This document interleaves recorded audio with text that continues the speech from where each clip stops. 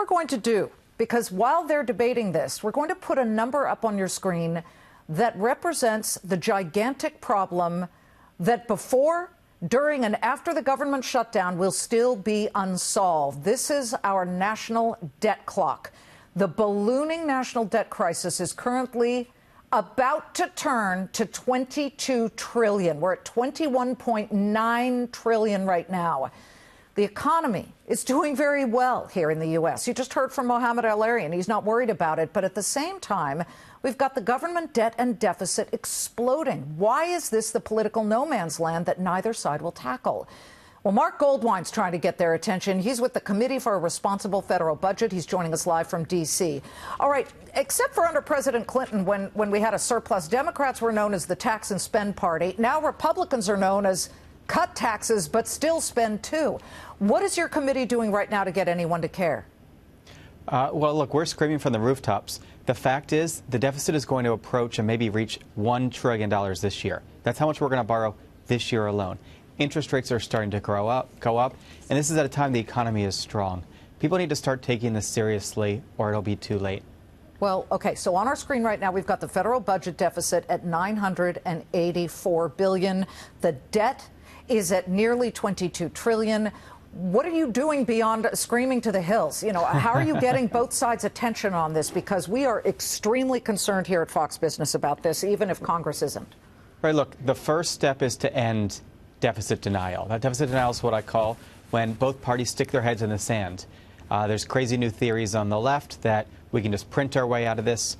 Crazy theories on the right that if we cut taxes, somehow that will raise more revenue. The first step is to get people to recognize it's a problem. The second step is to start to look at solutions. And we can start with the easier stuff, like let's control healthcare cost growth. That means savings for the federal government, but also savings for individuals. Let's fix the tax code. Make some improvements to the tax reform bill so there's not so many loopholes. We can start with the easy stuff, but we need to start somewhere, and we need to start fast. Well, we understand and we definitely feel for the government workers who are not getting paid right now. And whether this is right or wrong, I'm not here to decide. But there are people who don't feel it right now, and they're saying, well, we're actually doing well not paying all of these people. We have a bloated government anyway. It harkens back to the sequestration. When President Obama, this kicked in where there were massive spending cuts because of disagreements in Congress, and there was an effort to end sequestration by dialing back the spending cuts that divided some Republicans. So back then we realized, well, it wasn't the most horrible thing either. How much cutting can we afford to do? Well, I think a lot relative to where we are now, because I think what people don't realize is we did end sequestration. Not only did we end it, but actually in last year's spending bill, we increased spending about $60 billion above ending sequestration. We've been at $150 billion a year of spending increases. We certainly did not need that 16% increase to discretionary spending. So I think there's a lot to cut just to get us back to, say, 2017 levels. But the real money is in the health and retirement programs. Social Security, Medicare, and Medicaid are the largest and fastest growing. I know. President Trump says he won't touch them. Will he be forced to?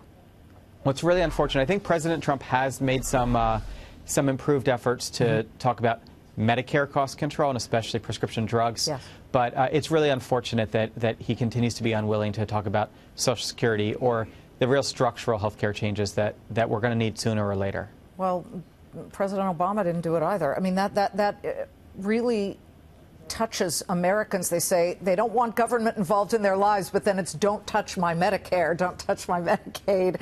And it is a bloated system at the moment. What's your best hope? Look, we have a deadline built in for Social Security. In 15 years, the trust fund runs out. That's when today's youngest retirees are 77. It's not that far from now. And so I think our best hope is a leader, a president that's going to say, we need to save Social Security. We need to stop what would be a 22% across-the-board benefit cut and prevent the trust fund from basically being bankrupt. Mark, I just want to tell our viewers that we have come well off the lows of more than 450 points. We're now down 314 on word that the government, that the Senate says it's going to set a date. It'll be Thursday, right, Brad? For the shutdown vote to end the shutdown. We heard yesterday from the air traffic controllers group. I want you to hear what he said, and then you can tell me, how you see this coming to an end.